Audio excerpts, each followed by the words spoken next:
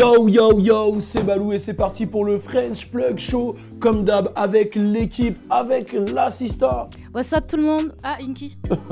Bon, comme vous l'avez vu, la mad attitude, le MVP de ces 3 dernières semaines n'est pas là, mais on a le frérot avec nous à la West Coast. Hey Malo, c'est G-Wagon. Le frérot. Fuji Sissoko. Coucou, c'est Logan. Et l'assistant. Alicia, Comme d'habitude, je vais vous lire les tweets qui viennent du hashtag French Plug Show.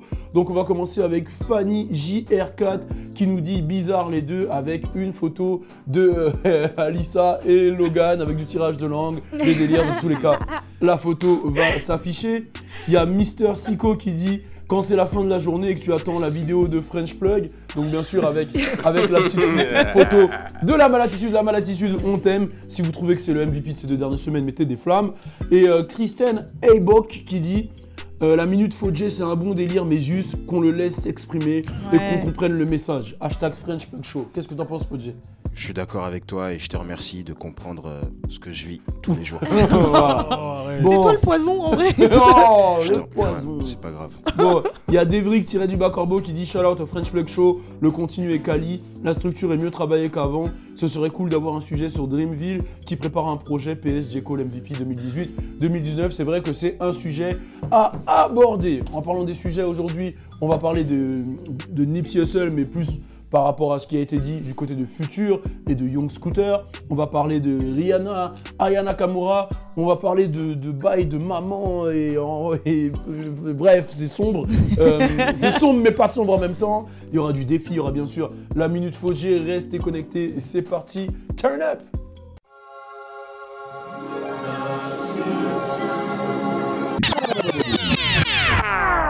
J'ai pas peur de perdre, j'ai pas peur de perdre. La Madrid m'a dit tu vas où? Je vais faire de l'oseille. Bon, alors on va parler de Nipsey. Il y a eu vraiment beaucoup de réactions. On a déjà fait un tour des réactions, mais ça continue, ça s'arrête jamais.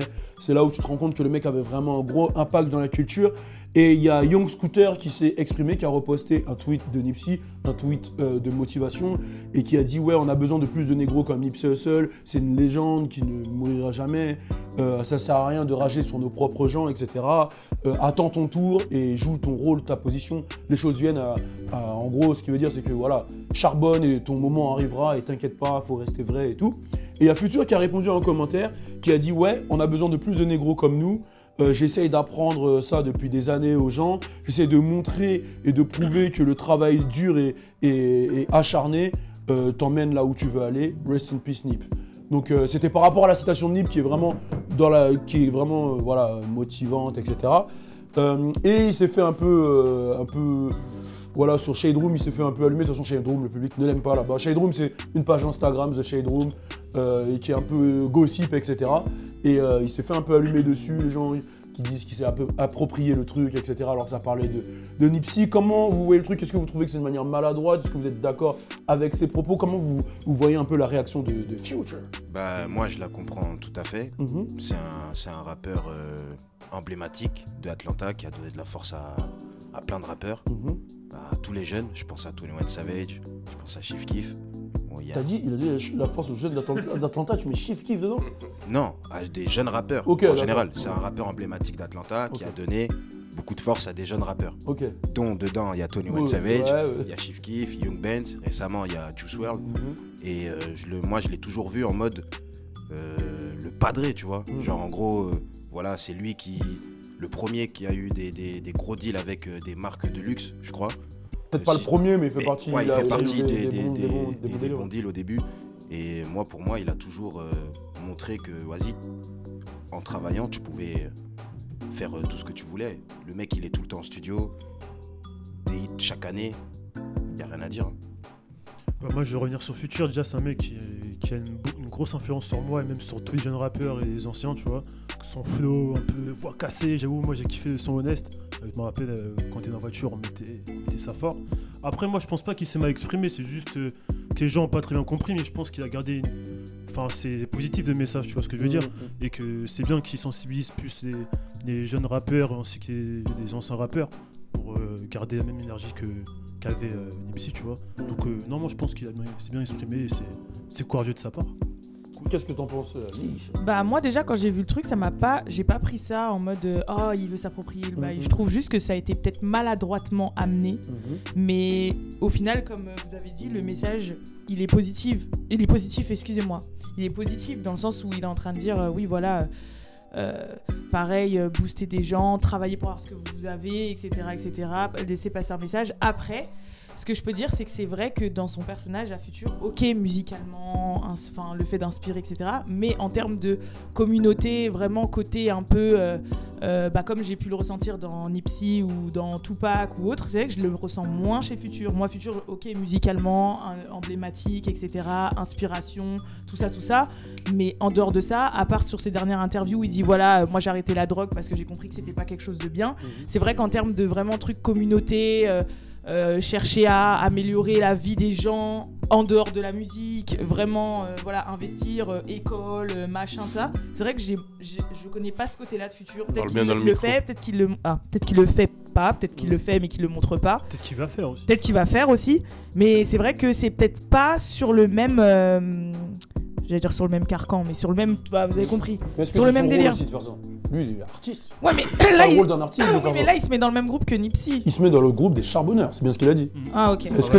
Pour moi, c'était pas une question de charbon, c'était une question, il en faut plus comme nous, qui montre le chemin, qui élève les gens. Moi, j'ai pris ça comme ça. Pour moi, il a montré le chemin dans le sens où, à partir du moment où tu es un jeune qui vient de tout en bas, qui arrive à construire ce qu'il a construit, qui fait plus d'argent, comme il a dit, que Wendy Williams, aujourd'hui, qui, pour moi, aujourd'hui, il a son entreprise, il a ses entreprises, il est dans le top Forbes, ce qu'il a accompli en tant qu'ancien SDF, qui vient de la rue, qui avait rien. En fait, il n'était pas destiné à être là où il est. Et aujourd'hui, là où il est, c'est parce qu'il a sorti mixtape sur mixtape. Il a montré qu'il faut charbonner. Pour moi, c'est un exemple. Oui, non, en termes de charbon ou en termes d'action pour sa propre carrière, mais dans le sens, je parle aspect humanitaire ou aspect communautaire, aspect élévation des consciences.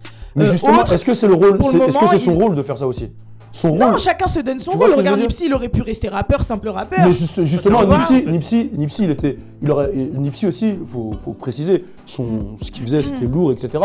Mais Nipsey n'avait pas la carrière de Future. C'est-à-dire que Nipsey ne pouvait pas avoir la même influence que Future a sur les gens s'il ne s'exprimait pas, parce qu'il n'avait pas autant de gens qui l'écoutaient. Bien sûr. Tu vois ce que je veux dire? Non, mais c'est pour ça que pour moi, je dis que c'est pas la même catégorie. C'est pas la même chose. Maintenant, sa manière de s'exprimer, c'était maladroit, mais positif. Et même moi, quand j'ai lu le tweet, ça m'a pas forcément choqué. Je me suis pas dit oh là là, il surfe sur le truc, il surfe sur le buzz. Non, je pense pas. J'ai capté. Ça va. Qu'est-ce que t'en penses du coup? Moi je pense qu'il aurait dû vraiment contextualiser, vraiment appuyer sur le fait qu'il parle vraiment du côté charbonneur. Parce mais c'est ce qu'il dit, il dit l'éducation. Oui, mais il aurait dû encore plus appuyer dessus en fait, parce que moi j'ai du mal à comparer les deux. J'ai vraiment, à comparer, on demande pas de les comparer, mais en fait je pense que Nipsey on l'aime. Peut-être pas spécialement pour sa musique, parce qu'il y a des gens qui savaient même pas avant sa mort qui il était. En tout cas les gens de la génération X. Mais en gros, où est-ce que je voulais en venir? J'ai oublié. Nipsey. Oui, voilà, on les aime pour des choses différentes. Nipsey, on l'aime pour son côté charité, le côté, il est avec sa femme, il est posé, il fait les choses carrées en fait, tout en gardant son côté G. Donc en fait, à aucun moment, il se trahit lui-même dans son personnage. Tandis que Future, en fait, par rapport à ce qu'il a envoyé à la nouvelle génération, il a beaucoup parlé de drogue aussi dans ses sons, ça a marché, ça a créé une wave, comment on dit, pas dépénalisé, mais en gros ça a donné une image un petit peu plus cool de la drogue, des drogues à la base c'était shame sur ces drogues-là, donc c'est pour ça que j'ai du mal à voir Future comme un exemple, et Nipsey c'était un exemple, donc j'ai du mal à les mettre dans le... Mais je suis d'accord avec toi. Pour moi là il n'y a pas de question d'exemple ou pas d'exemple, parce que déjà pour moi un rappeur c'est pas un exemple, premièrement, je dis ce que moi je pense, comment moi je vois le truc. Pour moi il n'y a même pas de question d'exemple ou pas d'exemple, dans le sens où déjà là Nipsey dans son texte il parle de j'ai voulu faire charbonner mon équipe, ceci, cela. Si on parle dans le contexte de charbon, ce que Future a fait dans le charbon, c'est 2 fois plus big que ce que Nipsey a fait. Après, on parle de si on veut parler en termes de, voilà, Nipsey, il a fait des écoles, il a fait ceci, cela, il a voulu pousser son quartier, ceci, cela. Future, il l'a fait aussi. C'est-à-dire qu'à Atlanta, Future, quand il y avait les trucs, il fallait donner des dindes à Noël, si, ça, ils le font tous en fait. Ça, ils le font tous. Ils le font vraiment, vraiment, vraiment tous. Maintenant, ce qu'il faut contextualiser aussi, c'est qu'il y a des petits aujourd'hui qui se sont dit, je vais devenir entrepreneur en regardant des mecs comme Future. Et des petits qui se sont dit, c'est ça qu'il faut prendre en fait. Aux États-Unis, la mentalité c'est quoi? C'est que, ce négro-là, il était à Atlanta, dans le hood, il était en train de rien faire, il a réussi. Ouais, mais il y en a plein. Je peux le faire. Il y en a plein. Non, justement. C'est l'histoire typique de tous les rappeurs. Justement, oui, parce que tout le monde n'est pas Future et que Future il est dans Force. Et c'est pour ça que je dis que c'est faux ce que tu dis, parce que tu dis qu'il y en a plein, mais il n'y en a pas plein qui sont au niveau de Future. Oui, c'est ça, mais en gros, il y en a plein qui viennent de la merde et qui arrivent à réussir. Ça fait pas de eux, en fait, des gens qui sont dans la même catégorie que Nipsey, en fait. C'est ce que j'essaie de dire. La catégorie de Future, en fait, c'est ça que j'explique. Moi, je te parle de la catégorie de Future. Future, c'est pas juste un mec qui a réussi. C'est un mec qui a réussi, qui fait réussir les gens autour de lui, qui a la plus grosse tournée, qui a marqué le temps et qui est là sur plus de 10 ans. C'est 10 ans de travail. C'est chaque année. Pas. Et non, mais c'est ça qu'il faut préciser parce qu'il y en a qui réussissent. Mais attendez, c'est ça qu'il faut préciser. C'est tu réussis, mais tu réussis 10 ans et tous les ans, tu te renouvelles, tous les ans, tu travailles. Et pour arriver à ce niveau-là. Pas ça. Et pour arriver, mais pour arriver à ce niveau-là, non, mais ce que j'explique, c'est que pour arriver à ce niveau-là, il faut un level de travail. Et c'est ça qu'il explique. Mais je dis pas que c'est pas respectable, je dis que c'est pas comparable en fait, c'est tout. C'est tout ce que je dis. Parce que d'ailleurs, quand tu me disais, ouais, un rappeur, c'est pas un exemple, mais les gens qui s'identifient le prennent comme un exemple. Et c'est pour ça qu'il faut avoir une certaine image. Et ça, Nipsey l'a compris. C'est-à-dire qu'il est gang, oui, il est gang, mais il a redoré son image d'une manière positive. Future, il a utilisé la drogue pour monter. C'est ça, sa musique, il parle que de Percocet, Mali. C'est lui qui a mis, qui a... C'est pas lui, il y avait Pimp C, il y avait tous les rappeurs avant. Oui, mais en tout cas, pour la génération d'aujourd'hui, là, ceux qui font... Ok, et glorifier... Attends, regarde, si on prend... Je valide Nipsey. Glorifier les gangs. Glorifier les gangs. Qu'est-ce que t'en penses? Parce que je peux prendre le contre-exemple aussi. Alors que moi, je valide Nipsey, il glorifie les gangs. C'est un Crips et il glorifie les gangs. Qu'est-ce qui est plus dangereux, la drogue ou un gang? Qu'est-ce qui est plus dangereux, dis-moi? La drogue ou un gang? Il est mort à cause d'un truc de gang. Les deux, il est mort à cause d'un truc de gang. Oui, mais les deux. Mais tu vois ce que je veux dire? Les deux, il y a... Donc dans ce cas-là... Il n'y a pas quelque chose qui est moins dangereux. Mais non, mais ce que je veux dire, c'est que dans ton raisonnement, dans ce cas-là, Nipsey aussi, dans ce cas-là, s'il veut montrer aux neugeux, il dit vas-y, fuck le gang. Ouais, il quitte les Crips. Il quitte les Crips, il ceci, cela. Il était le premier à creeping, il était en bleu. Non, mais parce que. Attends, j'ai une question. Toi, t'es un petit, tu vois ton. Excuse-moi, après je te laisse parler, mais toi, je finis sur ça. Toi, t'es un petit, hein. Tu regardes ton meilleur rappeur, Nipsey, qui est en Crips en bleu. Qu'est-ce que tu fais? T'es un petit des États-Unis, tu rentres dans les Crips. Et quand tu rentres dans les Crips, qu'est-ce que tu dois faire? Bang, bang, bang. Donc c'est la même chose. Les deux, ils ont une influence négative, ou ils ont une influence qui est plus ou moins... Mais c'est la vérité. Mais moi, comme je le ressens, c'est que lui, il en parle comme si c'était son passé et qu'aujourd'hui, il est passé à autre chose. Mais non, c'est faux parce que dans Last Time That I Check, il est avec YG, il est en bleu, lui, il est en rouge. Last Time That I Check... Mais c'est du marketing, il l'a utilisé... Donc il utilise un gang pour marketer. C'est la vérité, mais c'est la vérité. Mais moi je suis pas d'accord, c'est pas pareil. Quoi qu'il arrive, ils dégagent pas la même aura, ils ont pas les mêmes démarches. Pour moi, c'est pas comparable. Mais j'enlève pas en fait la carrière de Future. Mais sur le truc du gang, tu peux pas l'admettre que marketer un gang, c'est très grave. Mais il peut pas renier ce qu'il est aussi. Il va pas renier ce qu'il est et d'où il vient aussi. Tu vois. Maintenant, mais voilà, donc ça veut dire que si il a toujours fait partie d'un gang et c'est ce qu'il est, il va pas renier ce qu'il est. Là, ça n'a rien à voir. En fait, on parle en termes d'accomplissement. Tu prends un mec qui est parti d'en bas et qui est monté en haut et qui a charbonné pour lui, pour atteindre des objectifs, battre des records, etc., etc. On lui enlève pas ça, on lui enlève pas le côté charbon en fait. C'est plus que tu vas prendre un autre petit mec qui a fait peut-être moins de chemin, mais qui a su donner une image plus respectueuse, la communauté, élever les gens, être dans la rue, C'est pas en gros comparable. Je sais pas comment t'expliquer. C'est-à-dire que le fait qu'il ait fait la meilleure tournée, qu'il ait engrangé plein d'argent, qu'il ait eu des actifs, qu'il ait monté machin nanan, c'est pas ça qu'on questionne. Mais c'est pas comparable à élever les gens d'en bas, essayer de faire... En fait, on voit plus le côté humanitaire et de l'autre côté, on le voit pas. Donc c'est pour ça qu'on se dit c'est pas dans la même... Et les gens ils ont aimé Nipsey, l'image de Nipsey c'est plus par rapport à ça. Même là quand tu regardes depuis son décès, ce qu'on met en avant c'est ça, c'est son côté, ce qu'il a fait pour la communauté, ce qu'il a fait pour la communauté, ce qu'il a fait pour la communauté. Pas ce qu'il a fait pour le game, ce qu'il a fait pour le game, ce qu'il a fait pour lui, le game, l'argent. C'est ce qu'il a fait pour la communauté. Et donc en gros, là comme on a vu ce qu'il a dit Future, et c'est pour ça que je rejoins Inky quand elle a dit il aurait pu appuyer plus davantage sur le côté hard work pays off, tout ça. C'est exactement ce qu'il a dit. Oui mais nous on le ressent pas comme ça. Parce que forcément dans l'esprit des gens, oui mais parce que dans l'esprit des gens, Nipsey il est connu pour son côté humanitaire. Donc quand il dit il devrait faire plus like us, prendre des gens d'en bas, les monter, etc. C'est vrai que dans l'esprit des gens ils vont dire ouais c'est pas comparable parce que c'est pas le même carcan. Excusez-moi, je vous interromps, mais juste là, Nipsey il parle des mecs qu'il a fait monter dans le charbon. Et lui, le futur, il répond qu'il l'a fait aussi, en fait. Et qu'il y a besoin de plus de mecs comme lui qui font monter des gens dans le charbon. C'est pour ça que ça aurait dû être contextualisé. Voilà. Mais c'est contextualisé, il l'a dit, hard work, dedication. Après, moi, personnellement, la phrase, quand je l'ai vue, je te dis la vérité, j'ai vu juste la petite phrase, tu vois. C'est pour ça que j'avais déjà mon petit. Mais non, mais c'est contextualisé parce que regarde. Si tu lis, effectivement, ça me dérange pas si c'est dans le côté charbonneur. Mais c'est exactement ce qu'il a fait.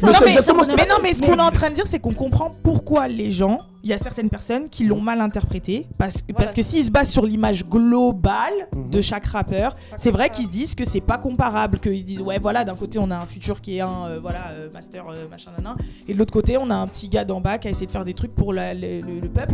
Donc en gros ils se disent ouais bon c'est pas la même chose, moi je vois pas en quoi Futur enfin j'ai compris le truc. Moi j'ai compris ce que vous voulez dire, mais la seule chose qui me dérange dans le truc, c'est qu'on puisse. C'est la vie des gens, parce que nous on a dit qu'on avait compris. Je sais, moi j'ai capté. Mais la chose qui me dérange, c'est quoi? C'est qu'on puisse dire, tu vois, genre, bon, Nipsey, il a fait son truc, en vrai, Nipsey, il a ses 2 magasins. Je pense que Futur aussi, il a 2 magasins. Nipsey, il fait manger ses gens. Futur aussi, il fait manger ses gens. Je pense qu'il fait manger plus de gens. Donc, voilà. Nipsey, il a ses trucs où il a ses interviews où il explique aux gens, il faut charbonner. Futur, il en a aussi. Moi, ce qui me gêne, c'est qu'on dise que Futur, il fait l'apologie de la drogue et qu'on enlève que Nipsey, il a fait l'apologie du gang. C'est chaud quand même, l'apologie du gang. C'est pas rien du tout. Les gangs, les morts, il y a plus de morts dans les gangs que de morts dans la drogue. Non, là, je crois que t'abuses un petit peu. Mais de morts dans les gangs. J'ai perdu 5 potes. Mais la drogue aussi, ça tue. Oui, ça tue. Mais ça tue, mais attends, écoute. Je suis parti en 2007 aux États-Unis, j'ai perdu 5 potes tirés par balle. 5 potes tirés par balle. J'en ai perdu 0 avec la weed. 0 avec quoi que ce soit. De toute façon, la drogue c'est chaud, les gangs c'est chaud. Mais peut-être que après, c'est pour ça que je te dis les deux. Après, il y en a un qui fait plus de choses positives que l'autre, c'est tout. Non, mais qu'est-ce que t'en sais? Mais moi, c'est ce que je pense. Oui, mais c'est ce que tu ressens. Parce que je suis pas la seule à ressentir ça, sinon il n'y aurait pas eu autant de. Parce que je vais t'expliquer comment je vois le truc. Nipsey, excuse-moi, après je te laisse parler. Nipsey aussi, pourquoi il mettait plus ça en avant? Parce que derrière, quand tu mets plus ça en avant, moi je te parle en termes de marketing, c'était un mec qui était comme ça, il était comme ça. Il y a pas de souci. Et il y en a plein, mais regarde, il y en a plein qui font plein de trucs comme Jay-Z, mais qui ne montreront jamais, qui font des trucs qui font. Non, mais on le sait pas, puisqu'ils le montrent pas. Non, mais tu vois ce que je veux dire? Maintenant, qu'est-ce que t'en sais que derrière, Futur il fait pas grave des trucs pour des associations? Si, il doit. Tu vois ce que je veux dire? Il doit, mais en tout cas, c'est pas l'image que lui il a décidé de donner. C'est juste qu'il y a des mecs qui vont pas le montrer, il y en a qui vont le montrer parce que c'est leur image de marque. Tu vois ce que je veux dire ou pas? Genre, un mec comme Nipsey, il va le montrer parce que c'est son image. Moi, j'en veux. Oui, voilà, j'en veux à Futur. Voilà, j'en veux à Futur de la Elle trouve ça plus. Comment on dit déjà? J'ai oublié. Pas admirable, mais t'as compris. De justement se mettre en avant pour les bonnes choses qu'on fait que plutôt de vendre autre chose. Et après.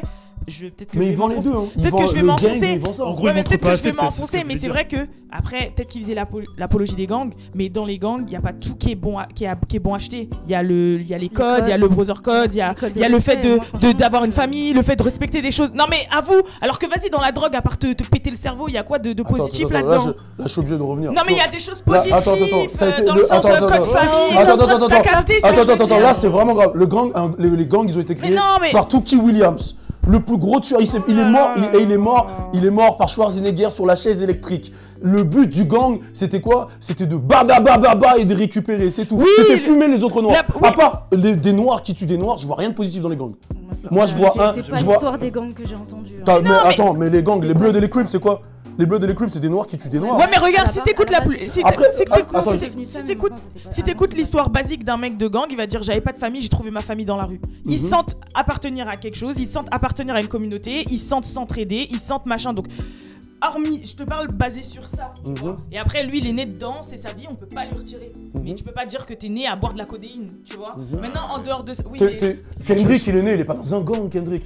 Oui, mais chacun, si on fait chaque artiste, chacun a sa vie, chacun a son truc. Non, mais ce que je vais t'expliquer, c'est quoi? C'est que pour moi, genre, le seul truc qu'il a fait de positif par rapport au gang, c'est, vas-y, montrer avec YG que Blood et Crips, ils sont unis. C'est le truc que j'ai. C'est bien.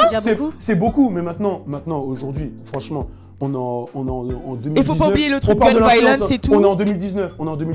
Ici là, on est tous, nous quatre, on est des queumés. Quand on a grandi, on a regardé Snoop. Oh, moi je valide les Crips. On a regardé non. Oh, moi, oui, mais ça fonctionne comme les équipes de foot, ça. Mais pour moi, quand tu fais la promo d'un gang, hein, que t'es dedans, moi je suis. Mais justement, il a montré l'unification. Il est en train de parler de trucs de gun violence. Tu vois ce que je veux dire? Après, il peut pas renier ce qu'il est. Maintenant, ce que je peux comprendre par rapport à ce qu'elle a dit, c'est dans le sens où regarde, même nous, qui sommes plus en mode dans la culture hip-hop, on l'a interprété comme ça. Alors imagine le grand public. Mais ça, je suis d'accord avec ça. Donc c'est pour ça qu'il ne faut pas être choqué des backlash que Future il a. Maintenant, on est d'accord. Je rebondissais sur ces voilà, on est d'accord au final. Moi, je rebondissais sur ces arguments. Ça a choqué personne ici le tweet. Moi, ça me choque pas. Je rebondissais juste sur ces arguments de comparer Nipsey, Future et ce qu'on voit pas, ce qu'on dit pas. Pour moi. Et en plus, pour moi, quelqu'un qui montre pas ses bonnes actions, c'est pas forcément négatif. Oui, non, on n'a pas dit ça. Donc au contraire. J'aimerais bien voir. Alors, dans ces cas-là, je vais chercher. Non, mais s'il le montre, les gens ils vont dire que. Il n'y a pas besoin de montrer. Mais justement, il y a le justement, c'est une humilité. Parfois, il n'y a pas besoin de le dire. On le sait, on le voit. Non, c'est pas son. Comme ce qu'il a dit quand il a dit Jay-Z. Moi, demain, tu me dis Jay-Z fait des trucs de charité. Je dis ouais, je savais, ça m'étonne pas. Mais rien que. Attendez, mais pourquoi on parle de charité? C'est pas la même image. En fait, c'est par rapport à l'image marketing, comme tu as dit tout à l'heure. Excuse-moi. Pourquoi on parle de charité? Juste le fait. Parce que là, ce que Nipsey fait pas de la charité. Il a ouvert des business qui lui rapportent dans son quartier. C'est des business qu'il a ouvert. Il a ouvert un magasin Crenshaw, il a ouvert un fiche. Ce que tous les je sais pas si tu comprends. Ce qu'il a fait de lourd. Quand je te dis de la charité, c'est que. Non, mais s'il aurait fait que. C'est limite s'il en a pas fait sa fin de carrière en fait. Il est plus dans la musique. Moi je te parle pas de musique. En fait quand tu me parles de Forbes, pour moi ça rentre, ça sort. L'année dernière il a été nominé au Grammy. Mais c'est ça en fait aux États-Unis. En fait regarde, non mais je comprends ce que tu veux dire, mais je suis pas d'accord avec toi parce qu'aux États-Unis en fait comment ils voient le truc en mode wesh, un mec comme Drake aujourd'hui, on va pas le calculer mais Drake il fait manger 200 000 personnes. Oui, mais 200 000 personnes et ça c'est un mec, et les 200 000 personnes il choisit. Alors, il pousse la communauté, il pousse ceci cela. Tu vois ce que je veux dire? Après Drake il va pas, c'est pas dans son image d'aller faire des interviews et de dire si ça, mais ça n'empêche pas qu'il fait manger peut-être le quadruple de ce que 50 ou je sais pas quoi fait manger. Tu vois ce que je veux dire? Et c'est ça que les Américains ils le voient. Quand Future il dit on a besoin de plus de mecs comme nous, c'est en mode gros Future il est là, il avait rien et là aujourd'hui il fait manger toute une équipe, tout grave des gens. Tu vois ce que voilà je veux dire? Pourquoi j'aurais préféré entendre ça en fait dans une ITV contextualisée avec. Mais il le dit tout le temps. Il le dit tout le temps. Je vais pas regarder toute ma vie des ITV de Future. Mais il le dit tout le temps. Moi j'écoute sa musique et je elle parle de l'image globale, c'est-à-dire qu'il y a des gens qui vont pas se plonger dedans, qui vont pas regarder des interviews, l'image globale de l'artiste en fait. C'est pour ça que, parce que le débat c'était ça, est-ce qu'on accepte le tweet ou pas, ça, le tweet a choqué personne ici, parce qu'on était tous d'accord, on l'a tous compris, et même si c'était pas le cas, on a juste trouvé peut-être c'était maladroit, mais c'est tout. Tu vois, mais on peut comprendre pourquoi certaines personnes, voire le grand public, peuvent le penser comme ça, parce que basé marketing, enfin en gros si on passe sur le marketing ou la vente de son personnage, il est pas connu pour ça. Maintenant j'ai une question, parce que tu m'as dit ouais en gros voilà, tout ce qu'il a fait en termes de... parce que c'est pas ce qu'il... Enfin, il est pas connu pourquoi? Pour les trucs humanitaires, tout ça. Voilà. Oui, mais non, attends, tout ça. C'est un membre de gang. Oui, mais attends, on va pas répéter ce qu'il a dit, je suis d'accord avec ça. Maintenant, regarde, t'as dit oui, à part ça, il a juste ouvert ça, chose que quasiment toutes les personnes qui montent font. Pas vrai. Non, mais t'as capté, je suis sûr que tu prends n'importe quel rappeur, ils ont un truc qui leur appartient. DJ, Khaled, il a fait son resto, Drake, il a son équipe de basket, enfin, ils investissent tous dans des actifs. Donc, en quoi maintenant on va dire tout l'engouement qu'il y a eu autour de Nipsey, tous les artistes qui ont dit oui voilà un vrai inspiration etc. C'est basé sur quoi alors? Si tout ce qu'il a fait c'est juste ça, c'est juste parler comme tous les artistes font à leur interview, oui il faut plus. Si tout ce qu'il a fait c'est juste ouvrir un shop et ouvrir un snack, si juste ce qu'il a fait c'est ça, ce qui est ce que beaucoup font. Voilà, ce que beaucoup font. Pourquoi alors l'engouement qu'il y a autour, le fait qu'il est vraiment inspiré, etc. Franchement, il y a d'autres rappeurs qui sont morts. Il n'y a pas eu autant ce truc qui est de ouais, c'est quelqu'un, humanité, la communauté, Il n'y a pas eu tout ça qui en est ressorti. Jusqu'à maintenant, on laisse pas l'histoire Nipsey. C'est bien que c'est basé sur quelque chose. Il n'a pas fait juste ce que la majorité font. Donc c'est basé sur quoi selon toi ça? C'est juste ce que je veux savoir. Je vais répondre à ta question pour commencer. J'ai jamais dit que Nipsey n'avait pas fait quoi que ce soit. Tu m'as dit tout ce qu'il a. T'as dit tout ce qu'il a, c'est ça et ça. Non, ce que j'ai dit, Nipsey aujourd'hui, il a fait des interviews, il a prouvé certaines choses, il a fait ceci, cela. Ce que j'explique, c'est que Nipsey, il a basé sa communication sur ça. Regarde, c'est ça. C'est ce qu'il trouve plus admirable que Future. Mais non, regarde, il a basé sa communication sur ça parce que il était dans l'indé, ceci, cela, il voulait le montrer, il a fait ci, ça, mais aujourd'hui, Nipsey, pourquoi il a basé sa communication sur ça? C'est qu'aussi Nipsey, faut pas oublier, c'est un putain de bon rappeur. Ça veut dire que Nipsey aujourd'hui, c'est un mec qui est underground. Ce qui l'a permis, on va pas se mentir, ce qui a permis à Nipsey de passer le stade d'underground et de devenir commercial, c'est sa relation avec Lauren London, le fait que ça soit un mec qui pousse les gens. Attends, laisse-moi finir, je te laisse finir. Que ça soit un mec qui pousse les gens, etc. Aujourd'hui, un mec comme Future, c'est pas du tout le même public, c'est un mec. C'est pour ça qu'on dit que c'est pas comparable depuis le début. C'est pour ça qu'on trouve que les gens ils se disent c'est pas comparable. Tu m'as pas laissé finir. C'est pas ça que je dis. Et c'est pour ça que je te dis qu'au final, Nipsey, il a basé sa com dessus. Et il y en a qui font sûrement regarde par exemple Russ. Russ, il fait 50 000. Regarde, je te prends un exemple. Russ, il fait 50 000 trucs. 50 000 trucs. Sauf que Russ, il base pas ça comme sur ça, etc. etc. Mais ça n'empêche pas. Mais on ne peut pas enlever à Russ ce que Russ, il a fait. Oui. Et on ne peut pas enlever le fait que Russ, ça soit un putain de charbonneur, qu'il ait des entreprises. Bien sûr. Et Russ, bien sûr. C'est pas ça. Si tu l'as enlevé de Future. Mais et c'est ça qui est. Parce que même moi, j'étais de sa catégorie, c'est-à-dire que je l'écoutais Future. Mais oui. Je parle pas d'écouter. Là, on parle pas d'écouter, on parle pas de musique, on parle d'entrepreneuriat. Mais justement, elle lui a pas enlevé ça. C'est plus que comme tu le dis, c'est pas la même chose, ne serait-ce que marketement parlant, voilà, marketement parlant, publiquement parlant, bachanana parlant, c'est pas la même chose. Donc je comprends pourquoi les gens ils ont dit oui. C'est pas comparable, c'est pas pareil, c'est bizarre qu'ils se mettent dans le même groupe parce que c'est pas pareil. Maintenant, toi, t'as une autre vision de la chose parce que t'as la vision de l'arrière, t'as la vision marketing, marketing parlant, tu vois. Mais le grand public, il l'a pas. Donc c'est normal.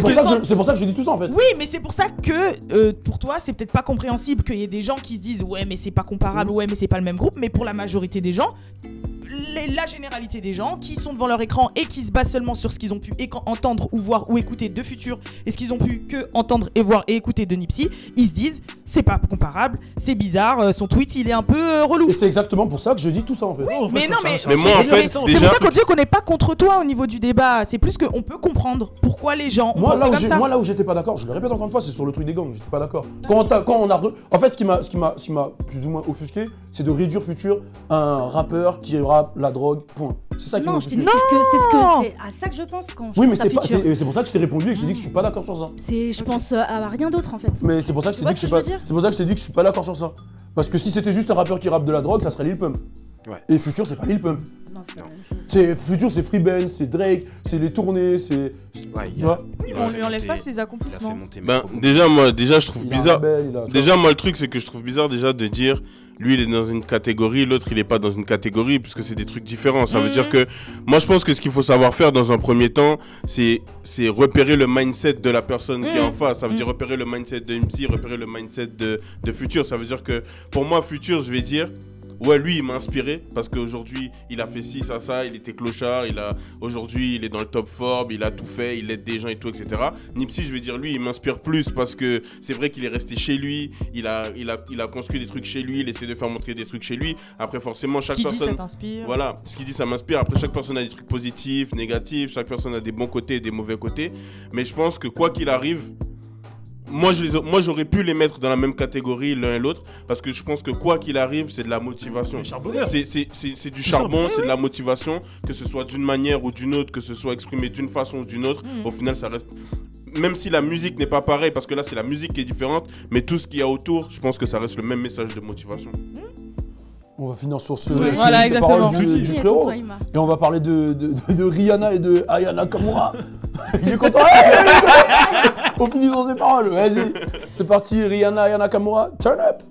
Moi, je vais faire mais oui, Tiftis, il n'était pas bon frère. Tiftis, il est un bon frère. Comment ça fait ça? J'arrête de me donner.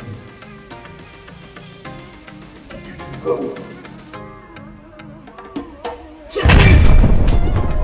These bitches love sauce, all and I know it. Fucking with them old boys, you gon' get fucked up.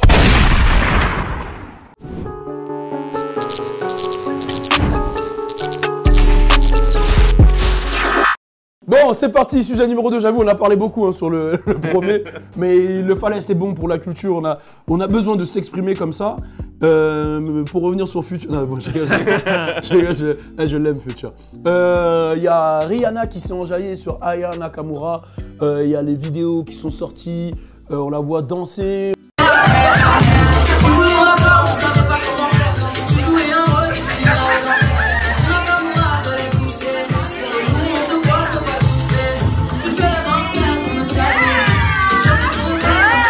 En parlant d'Aya, il y a aussi Tory Lanez qui a fait un remix de Jaja que je trouve pas très ouf, hein, mais bon, il a buté le son. Il a fait le remix quand même.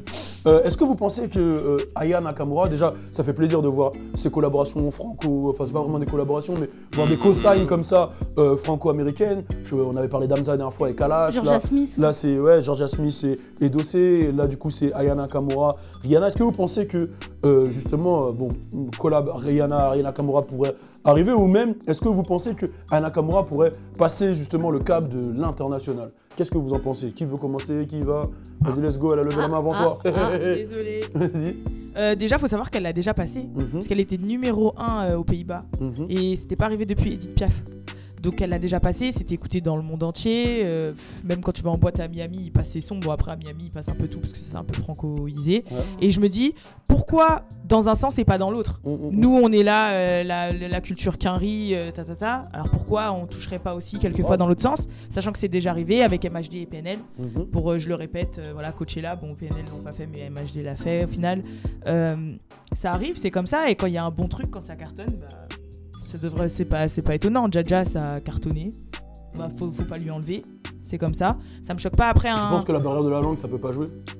Mais pourquoi ça jouerait. Ça joue pas dans l'autre sens en fait. En fait, moi ça joue pas dans l'autre sens. Il y a même des sons afro où ils parlent hollandais et ça choque personne. Non. Justement, je pense que la force que Aya Nakamura peut avoir, et MHD aussi, et même PNL en vrai, c'est que surtout MHD et Aya Nakamura, c'est que ce sont des sonorités qui vont au-delà de la langue en fait. Ça veut dire que quand tu entends le morceau, avant d'essayer de comprendre ce que la personne a dit, déjà tu vois, tu t'enjailles, tu vois. Et en plus, oh Jaja, même si tu comprends pas, tu peux répéter la gimmick, tu vois. Oh Jaja, tu vois. Et je pense vraiment que c'est ça, c'est au-delà de la barrière de la langue, c'est la rythmique vraiment qui est vraiment intéressante et qui t'enivre en vrai, tu vois.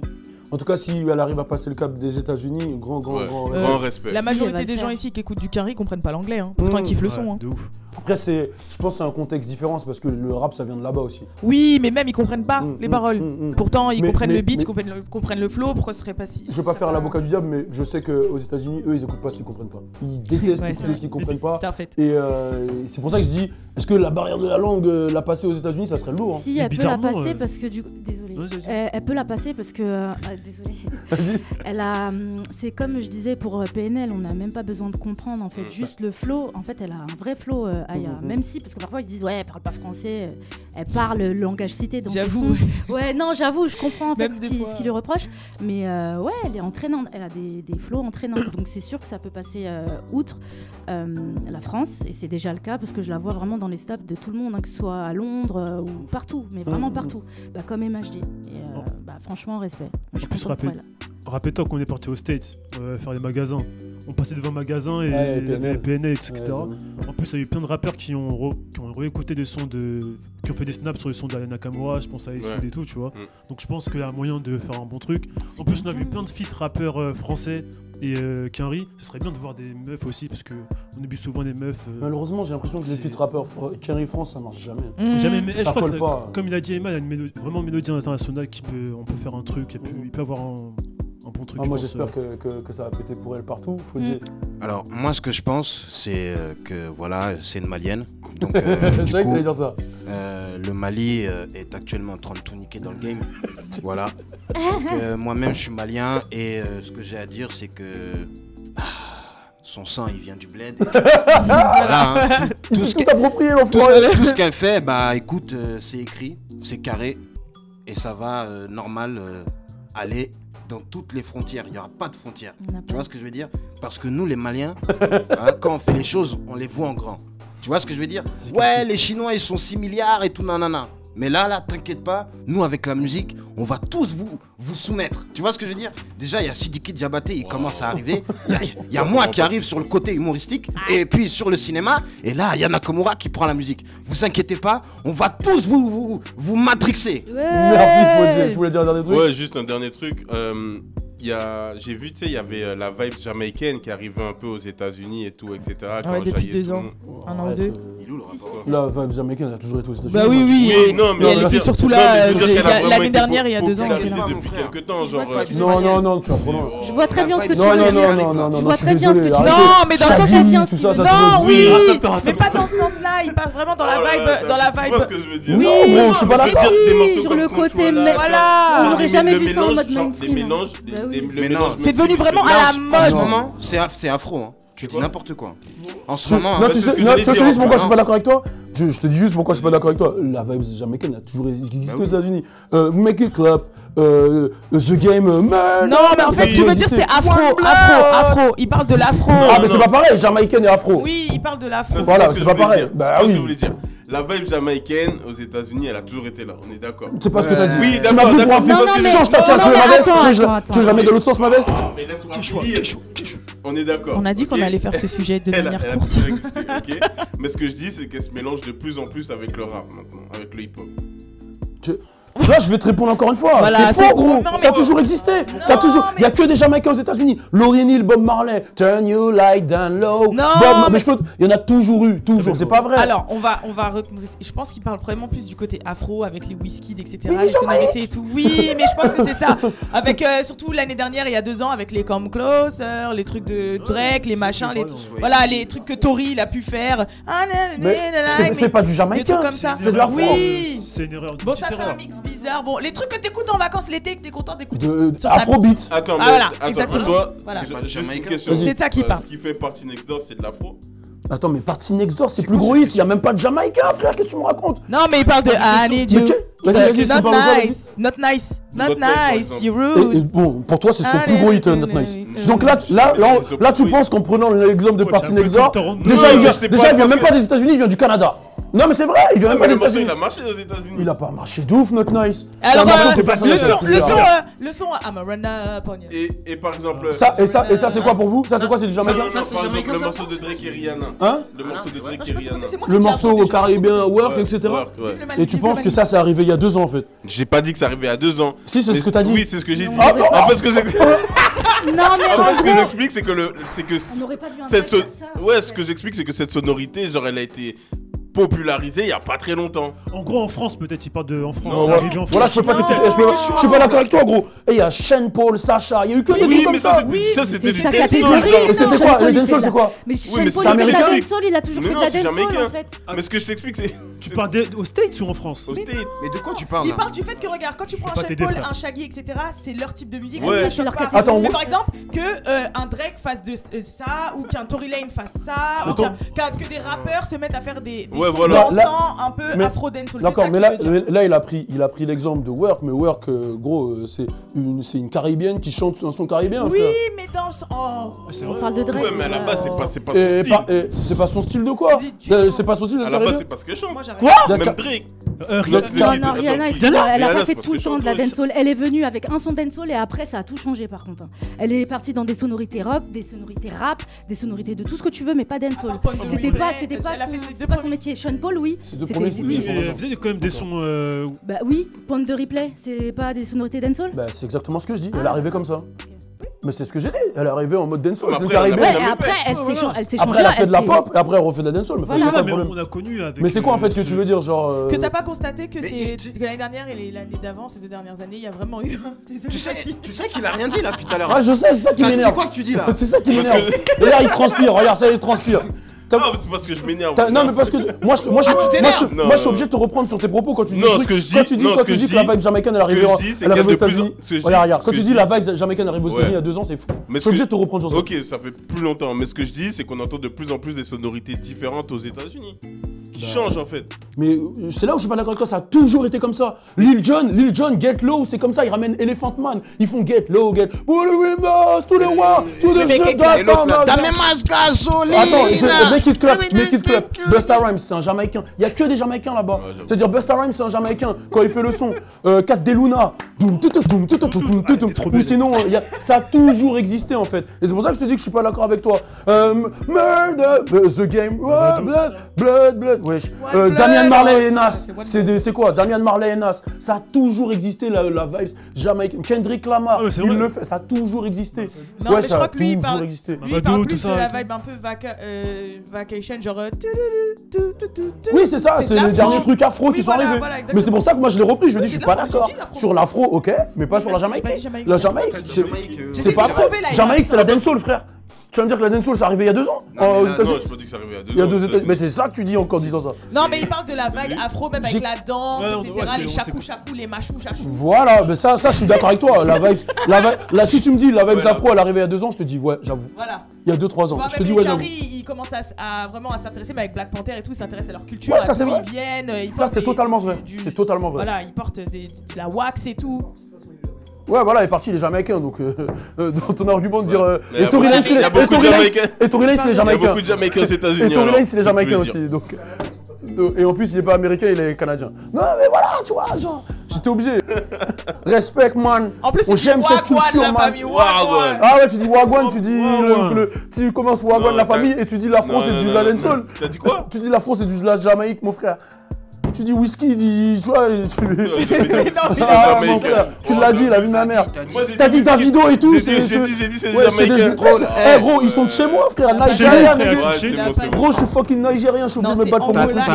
T'as la rage parce que le Mali est en train de tout prendre et tu veux récupérer ça avec ton truc de Jamaïcain. Voilà. Ça arrivera jamais, gros. Voilà, Mali. Dis-lui, Nigeria, Mali, mon frère, qu'est-ce qu'il y a? Voilà, mon frère. Bon, bah voilà. C'était une sujet. Bon, on va passer au lifestyle. Voilà, aujourd'hui, je suis on fire, cousin. La mad revient, frère. Reviens. Waouh. Vas-y, c'est parti. Turn up. Bon, comme vous l'avez vu aujourd'hui, je suis on fire comme jamais. Là, on va parler d'un sujet où je vais être encore plus on fire. Ah ouais? Là, ça parle de... Franchement, racontez le sujet parce que je vais mal le raconter, je crois. Du coup, le sujet, c'est Jada Pinkett Smith et August Alsina qui baisent ensemble, c'est ça? What the... Non, alors attendez, ce n'est pas ça vraiment. C'est pas comme ça, ok. Voilà. Moi, c'est ce que j'ai cru comprendre. Non, en fait, alors, August Alsina, qui est un chanteur, voilà, R&B, tout, enfin bref, il fait un peu un mix. Bon, bref, voilà. Non, c'est pas un chanteur d'art. Non, arrête. Et il y a Jada Pinkett Smith et Will Smith, donc on les présente plus. Et en gros, ils avaient pris August Alsina sous leur aile, parce que voilà, il a des problèmes de drogue, il a une vie très difficile, il y a tout le monde qui est mort dans sa famille. Récemment, il y a sa grande sœur, donc maintenant il s'est retrouvé avec 3 filles adoptives, les filles de sa sœur, des trucs comme ça. Et il l'avait pris sous leur aile, en tant que mentor, etc., jusqu'à ils dormaient chez eux, blablabla. Maintenant, on sait tous que Will Smith et Jada Pinkett Smith sont un couple libertin et ouvert, c'est-à-dire ils sont mariés, ils s'aiment, ils savent que c'est les number one, mais des fois quand ils ont envie d'aller à droite à gauche, ils y vont, ils se préviennent, ils disent voilà, mais ils restent mariés, ils s'aiment. Maintenant, récemment, ce qui s'est passé, c'est que August Alsina a sorti un son qui s'appelle Coren, et dedans, en fait, il explique son histoire d'amour avec une femme qui serait actrice, qui serait un peu plus âgée que lui, et il raconte l'histoire.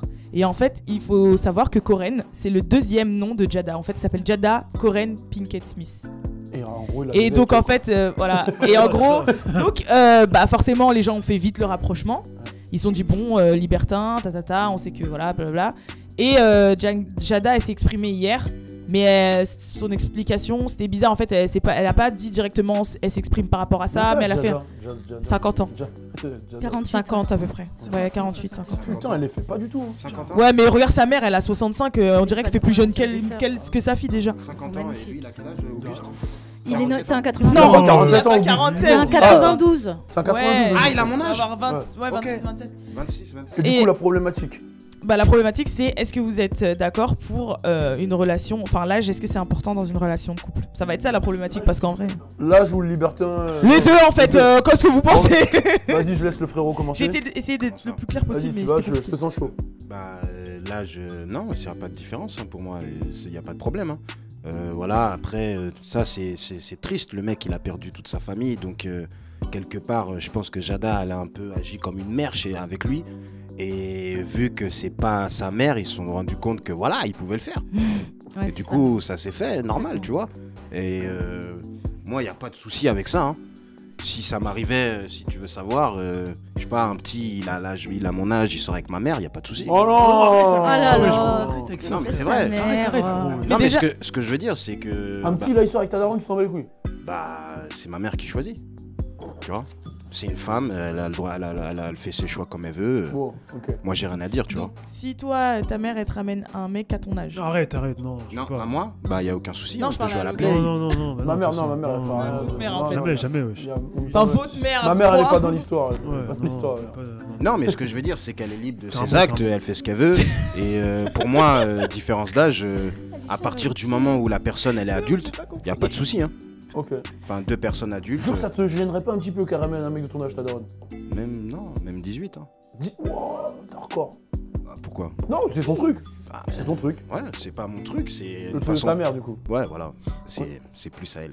Et le libertinage, t'en penses quoi? Bah, le libertinage, je pense que c'est une chose qu'on devrait tous essayer. Moi, j'ai jamais encore essayé. Donc, je sais pas si ça dure plus avec ta femme, si ça permet de. Voilà, tu vois. Donc, je pense que. C'est un truc que t'envisages d'essayer, du coup? Hein? C'est un truc que t'envisages d'essayer, du coup? Tu vas commenter du No. Non. Ah, j'ai oublié, quand t'es en galère, tu parles en anglais. What you saying, bro? Ok. Logan, du coup. Alors, c'était quoi la première question, s'il te plaît? L'écart d'âge.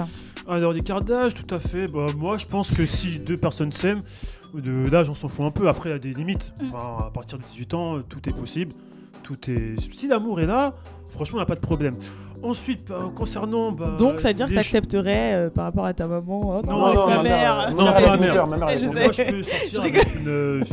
Enfin, je vais pas sortir avec, mais je peux, même si je le fais pas, de sortir avec une meuf qui a 30 piges, tu vois, c'est pas un problème. Du moment qu'on s'aime et tout, c'est ça. Ouais, 30 piges, on dirait, t'as dit, elle a 60 piges. Ouais, de ouf. Ouais, y a pas de souci. 50 piges. Voilà. Ouais. Toi, t'arriverais à 50 piges? Bah, si c'est Jada Pinkett, par exemple. genre, ouais, ou Jennifer Lopez. Maria Carey. Oui. Bah, voilà. Histoire vraie. Et libertinage? Non, je suis pas comme ça et je refuserais que ma compatriote compatriote conjointe. Ma conjointe, excusez-moi du terme, fasse ce genre de choses. Parce que je trouve que c'est adultère, tu vois. Si t'aimes une femme... Bah, c'est pas l'adultère vu que t'es au courant. Non, mais c'est pas possible. C'est pas possible, vas-y, arrête. Vas-y. Du coup, il a fait la passe à Ali. Vas-y, il t'a fait la passe apparemment. Après, on retourne sur Alisha. La différence d'âge, je trouve que c'est pas dérangeant quand c'est la femme la plus jeune parce qu'on est un petit peu plus développé que vous au niveau du cerveau. Donc, bang bang. C'est vrai ça? Complètement, ouais. Non, c'est vrai que l'homme est plus mature plus tard. C'est plus cohérent quand c'est la femme, mais quand c'est un homme, c'est différent parce que ça fait un peu la maman et c'est un peu malsain, je trouve. Après, c'est vrai que Jada, elle est belle, donc je peux comprendre le type, quoi. Et c'était quoi la deuxième question, le libertinage? Ouais. Je pense qu'on devrait tous songer à cette question. Vraiment tous, non vraiment, très sincèrement, parce que moi aussi à la base je suis dans les couples fermés, monothéistes, je sais plus comment on dit. Monothéiste, c'est quand c'est le dieu. Tu prends les hommes pour des dieux. Tu prends les hommes pour des dieux, il a dit. Non, pardon. Non, pardon. Non, monogamie. Dans le couple. Monogamie, pardon. Ça marche pas, hein. Franchement, toutes mes potes qui sont en couple depuis longtemps, genre des dizaines d'années, elles sont pas heureuses. Donc. Comment ça? Elles sont pas heureuses au bout de 10 ans, c'est fade en fait. Ouais, c'est lassant. Moi, mes parents, ça va. Moi aussi. Oui, mais c'est des générations à l'ancienne. Maintenant, avec les réseaux sociaux et tout ce qu'il y a, franchement, je conseille vraiment à tout le monde de réfléchir à ça. Okay. Mais ça veut dire que... Vas-y, dis ce que tu veux dire. C'est-à-dire que si, par exemple, là, j'ai une meuf, c'est longtemps, je suis avec elle pendant 10 ans, tu penses que je vais m'en lasser d'elle? Je pense qu'au bout de 10 ans, on a fait le tour. Les tentations sont pas les mêmes, en fait. Ok. Du coup, frérot. Moi, pour la différence d'âge, à partir du moment où c'est majeur, il n'y a pas de galère. Faut se rappeler combien de points là. On se rappelle. C'est pas ouais. À partir du moment où c'est majeur. Là, t'as vraiment parlé en ton droit, Albert. Moi, je pense à partir du moment où c'est majeur. Parce qu'il faut pas oublier qu'à lui, la Mad est Magigolo, la Mad Attipute. Ah ouais, j'avoue. Bon, pour moi, pas de soucis. Et après, pour le libertinage, en vrai, moi, je suis pour. Mais à partir du moment où les deux conjoints ils sont OP, tu vois. Et t'as déjà proposé à Bibou? Putain, wesh. J'ai déjà été dans un couple libertin, mais pas. Wow, vas-y, raconte, c'est bon. C'est bon, raconte. Allez, vas-y, raconte. Attendez. Non. Mais qui tu? Attendez. Voilà, c'est bon, le prix de Netflix. Ils ont dit Netflix. Non, c'est juste j'ai sorti avec une meuf qui s'appelait Évidence. Mais pourquoi tu nous dis son blaze? Évidence. Oh, ça s'en bat les couilles. C'est une congolaise ou une haïtienne? Évidence, bon, vas-y. Non, c'était une Camerounaise. Ah, wow. Ouais. Et genre, je sais pas, au bout d'un mois, genre elle m'a dit vas-y, viens, on teste des trucs. Voilà. Ça veut dire, soit on faisait des. Genre, elle avait un couple, un pote elle avait des potes qui étaient dans le même délire, donc des fois je baisais l'autre meuf. C'est échangiste, ça, c'est pas libertin. Non, mais dans le sens où, genre, je pouvais appeler l'autre meuf et dire vas-y, viens.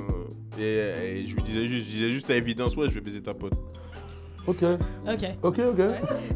bon, bah écoute, bon, après, ça a pas... histoire classique. Après, quoi. ça a pas tenu, mais. Combien de temps ça a duré? 2 mois, je crois. Pourquoi ça s'est fini? Ouais, elle abusait. Ah, t'as craqué. Elle baisait de ouf. Hein? Ouais, baisait de ouf. Ouais, c'était une info. Ouais, non, c'était hardcore. C'est un truc. Tu l'appelais?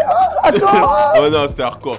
C'était genre, en gros, on arrive à un moment où, genre, des fois, elle pouvait voir 2 gars par jour, gros. Juste une question, t'es qui en fait? Ouais, c'est qui? En vrai, t'es qui? La tête de ma mère, gros, si tu veux kiffer ta vie, la tête de ma mère, gros, il faut tout faire. C'est vrai. Gros, j'étais quelqu'un. Tu connais Bad Black? J'étais quelqu'un, là. Non, mais j'ai changé. J'étais quelqu'un. Non, mais j'ai changé. Tu connais Taz, tu connais Bad Black, tu peux leur demander. Ouais. Genre, j'étais jamais chez moi. Jamais. Genre, j'étais jamais chez moi. Même jusqu'à maintenant. Non, je Bon, là, c'est pour autre chose. Et je faisais tout le temps des trucs différents. C'est-à-dire, je pouvais être dans Paris, bref. Bon, garde tes histoires pour la suite. Fais un bouquin, frérot. Du coup, Alisha. Moi, les cardages, bah, c'est pareil que vous, en fait. À partir du moment où les gens sont majeurs et qui s'aiment, qu'on est qui pour juger. Franchement, voilà. Après, je peux comprendre que ça dérange parfois, parce qu'on s'identifie toujours, on dira ça pourrait être ma mère, ça pourrait être mon fils, mais ça l'est pas. Donc bah là, on s'en bat les couilles. Pardon, excusez-moi, on s'en fout. Ouais. Maintenant, pour le libertinage, moi, bah en fait, j'ai eu comme exemple mes parents. Donc résultat, c'est un peu compliqué. Ah ok, je pensais. Ouais. J'ai cru que tu disais tes parents étaient libertins. Non. Ah ok. Non, justement. Wow. Non, justement. Et aussi, je pense que il faut une certaine maturité et une force de caractère pour assumer le libertinage. C'est-à-dire qu'en gros, il faut que quand vous êtes en couple, que vous sachiez que vous aimez tellement l'autre personne et que c'est vraiment cette personne que, ok, on va voir ailleurs, mais c'est toi la numéro 1, t'arrives pas à tomber pour d'autres personnes que ça. Et on sait que, en général, quand il y a une relation sexuelle entre 2 personnes, c'est possible que les sentiments, surtout du côté féminin, ça se développe. Donc c'est un peu compliqué. Et résultat, je trouve qu'il faut vraiment une réelle force de caractère pour maintenir ça. Il faut vraiment une force de caractère et surtout une maturité pour comprendre que genre mon mari, ma femme c'est elle, mes sentiments c'est envers elle, j'aime cette personne et les autres c'est comme des objets, comme des sextoys, comme ce que tu veux, mais c'est pas tout le monde qui a ça. C'est pas tout le monde. En fait, une meuf elle peut accepter et puis elle va tomber l'offre de son plan cul. Moi je pense qu'il faut et juste... un mec contraire il va dire au final je me suis lié sentimentalement avec l'autre. C'est pas tout le monde qui va avoir cette barrière mentale. En vrai moi libertinage je pense que ça peut toujours marcher, il faut juste pas abuser. Non. Je pense des fois ça va trop loin. Non. Surtout si en plus tu tombes sur quelqu'un qui te correspond mieux sexuellement parlant que ton partenaire, ça peut aller très loin. Franchement c'est... Et après c'est pas dans mes codes, c'est pas la vie que je veux. Après voilà, c'est mes principes, mes valeurs, c'est pas spécialement mes codes. Moi comme je dis, j'ai mes parents en exemple, 32 ans de vie commune. Moi je vais donner mon avis. Pour moi l'écart d'âge c'est important parce que c'est important. Genre quand je dis c'est important, genre moi je pourrais pas. En fait pour moi l'âge des fois ça dépend, pas dans tous les cas, mais dans 90% des cas l'âge ça va avec la maturité. On m'a souvent dit que j'étais plus mature que mon âge. Je me vois mal me mettre avec une petite de 18 ans qui connaît rien à la vie. Je suis pas là pour être le papa. Dans ma vie, j'ai pas envie d'être le papa et je serai pas le papa. Donc pour moi, l'âge, ça représente déjà ce que tu as vécu. Après, comme je dis, il y a des cas exceptionnels. Tu vas tomber sur une meuf qui a 19 ans, mais qui a le vécu d'une meuf de 30 piges, etc. Mais dans la plupart des cas, c'est pas le cas. Une petite de 18 ans, elle a le mental d'une petite de 18 ans. Et voilà. Après, pour ce qui est du libertinage, moi, je pourrais pas et je pense qu'un couple peut durer des années et des années et des années. Il suffit de savoir se renouveler, il suffit de savoir être créatif. Je parle pas forcément que de sexe, je parle dans tout, tu vois. Si genre vous êtes pas bien là où vous êtes, vous déménagez, boum, tu déménages, tu voyages, tu fais ci, tu fais ça. Moi je pense que les deux sont possibles. J'ai jamais testé le libertinage, enfin j'étais libertin mais la meuf elle savait pas quoi, tu vois. Mais j'ai jamais vraiment testé le libertinage autorisé, genre moi j'étais en mode... De toute façon j'ai jamais vraiment été en couple, en vrai. J'ai eu 2 couples dans ma vie. Et après je faisais ma vie quoi, j'ai eu la petite vie à la Future. D'ailleurs je trouve que Future il a eu une grosse influence sur moi et je valide vraiment ce mec. Pour revenir sur Future, je pense que... Un jour... mais je comprends pas pourquoi c'est un sujet qui fâche là. Mais je sais pas, mais je parle de Future, tout le monde qui mais en fait Future et lui c'est comme Cardi B et lui, tu vois. C'est-à-dire à force, à chaque fois qu'il remet... On fait non. Un coup c'est Blueface, Chief Keef, lui, Lil Wayne, Cardi B, Future, Chief Keef, tu vois, genre... Tu sais, laisse tomber. Il a eu... En fait, il a eu une influence sur moi, c'est pour ça. Tu parles de quoi, au niveau amour et tout? Ouais, niveau tout. Ah ouais? Niveau tout, ouais. J'ai appris de ses ratés, j'ai appris de toi. C'est dans la merde alors. 36 baby mama. J'en ai 0 baby mama. 0 baby mama, moi j'ai. Bah alors voilà, il t'a pas influencé? Si, il m'a influencé, sauf que justement j'ai vu ses erreurs, j'ai dit moi je vais mettre des capotes. Tu vois ce que je veux dire ou pas? C'est très fort, très fort. Ah, fort ma groupie. Qu'est-ce que tu crois? Bon. Un soir, j'ai essayé de draguer une vieille. Wow. Putain, l'intro est encore dans la nuit. Ouais. En gros, il y avait plus de métro. Non, pas qu'un soir, frère. Quoi? Pas qu'un soir, frère. On est déjà parti en soirée. T'as pécho une dans les 50 ans. Ouais, mais là, vraiment vieille. Ah ouais, t'es encore plus vieille? Ouais. Genre 70. Waouh. En gros, il y avait plus de métro, je rentrais à pied. Et j'étais vers République et du coup, elle est venue me demander son chemin. Je lui ai dit, bah si vous voulez, je vous accompagne. Et je me suis dit, en arrivant chez elle, je voulais faire du sale. Pourquoi d'un coup comme ça? Qu'est-ce qui s'est passé après? Bah, je me suis dit, ouais, c'est une expérience à vivre. Non, en gros, elle est venue sur mon chemin, elle m'a demandé son chemin. C'est le destin. Ouais, voilà, faut que je le fasse. Et sauf que quand je suis arrivé en bas de chez elle, il y a son beau-fils qui est descendu, mode merci et tout. Putain, j'avais la rage de ouf. Tout ça pour rien. Voilà. Mais elle était T'étais vraiment déter? Non, elle était pas belle. Mais du coup, elle habitait loin de chez toi? Ouais.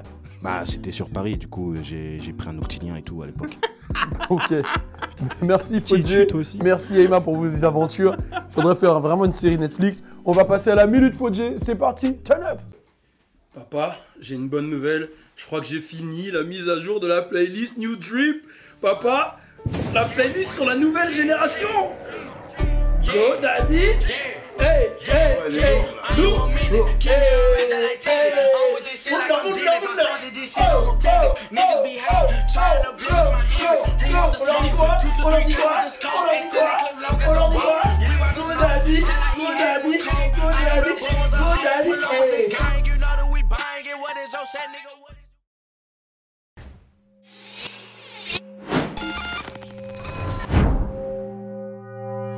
Bon, ce samedi, il y a eu un match là entre la Juventus et Empoli. Bon, il y a deux Noirs qui ont joué pendant le match et ils ont subi des cris de singe pendant tout le match. Dès qu'eux, ils touchaient le ballon, bam, ça partait partout dans le stade. Ça criait dans le sud, à l'est, à l'ouest, là-bas. Ça criait de partout. Ouah, ouah. Dès que Matuidi il avait le ballon, ça criait. Tu vois ce que je veux dire? Dès qu'il touchait le ballon, ben, t'avais une partie du public qui était en mode, ils criaient comme des singes. Et ça, on l'entendait dans la télé. Ça veut dire que là, les racistes, ils sont donnés au max. Tu vois ce que je veux dire? Maintenant, moi, je me suis posé. J'ai dit, ok. Voilà, les mecs, ils sont là, ils crient des singes. Ouais, il n'y a que deux. C'est facile de crier quand il n'y a que deux joueurs. Maintenant, on change les équipes. Hein?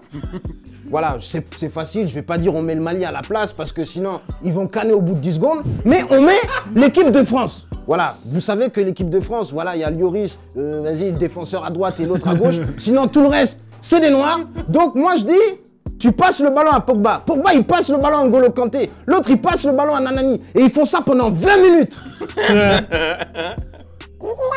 Ah ouais, ça va crier là. Ouah, ouah. Peut-être qu'il y en a, ils vont se transformer en singe. C'est pas. Parce que moi je comprends pas le délire. Tu viens dans un stade de foot. De foot. Hein? Il y a des ballons, le terrain il est vert, il n'y a même pas d'arbres. Il n'y a rien, il n'y a pas de jungle, il n'y a rien. Toi tu vois un mec, il est habillé un truc qui coûte cher et tout, nanana, il court après le ballon comme, ben c'est un sportif. Tu trouves la force et la réflexion de crier comme un singe. Moi je comprends pas. Déjà, je comprends pas pourquoi quand c'est des Noirs, on crie au singe. Parce que moi ça m'est déjà arrivé hein, sur Paname. Genre, voilà, on est tombé en panne avec un poteau, justement, Jiki Simbe. Voilà, Sissi, mon frère. Voilà, et du coup, ben, on poussait la moto. Et il y a des keufs qui sont passés. Ouah, ouah. Donc, moi et Jiki, on a posé le scooter. Et boum, on a fait les poulets. On les a regardés comme ça. Bande de poulets. Tu vois ce que je veux dire? Donnant. Tu vois?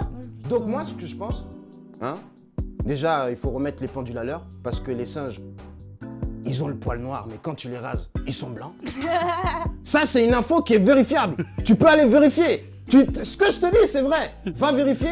Les singes, la peau, elle est blanche, mais le poil est long et il est noir. C'est pour ça que, comment on appelle ça? Il y a prescription. Il y a prescription. Hein. Donc là, moi, je dis déjà à toute la France et au monde entier que ben, les singes, non, ils ne ressemblent pas au noir. Désolé. Il faut juste raser et tu vas voir.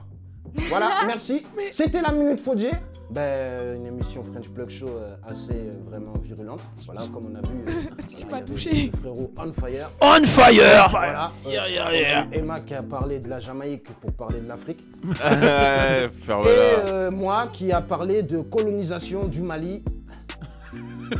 Par la voix de Aya Nakamura. Et sinon, merci à vous les femmes d'être ici. Les femmes. Logan. Merci. Il vous a résumé en femmes seulement. Quoi? Non mais... Ouais, j'avoue, c'était petit. Voilà, c'était... Ouais. Mais bon, non, c'était une très bonne minute Fodjé. Moi, je valide, hein, franchement. J'adore. Moi, je veux Fodjé sur scène. Moi, clairement, je veux Fodjé sur scène. Tu t'es prêt à mettre combien pour voir Fodjé sur scène, toi? 50 balles. 50 balles. Vas-y. Pareil, 50. Fodjé, tu notes, cagnotte. 50. Là, entre 35 et 50. S'il y en a un qui dit gratuit, tu lui dis c'est mort. T'as dit combien? 35, 60? Entre 35 et 50. Toi, 50 balles? Toi, 50 balles? 50. Tu mets 50, toi? On va déduire ça de la facture de la régie. Non, si. Moi, je peux mettre 200, je récupère après. Ah ouais. Je récupère dans tous les cas. Ouais, mais 20%. On n'est pas obligé de dire les 20, 30, 40. On va voir les pourcents, on discute après. Mais on s'est dit ça, mais après on verra. On verra. En tout cas, mettez-vous bien. C'était le French Plug Show avec toute l'équipe. Ça turn up comme jamais. Turn up.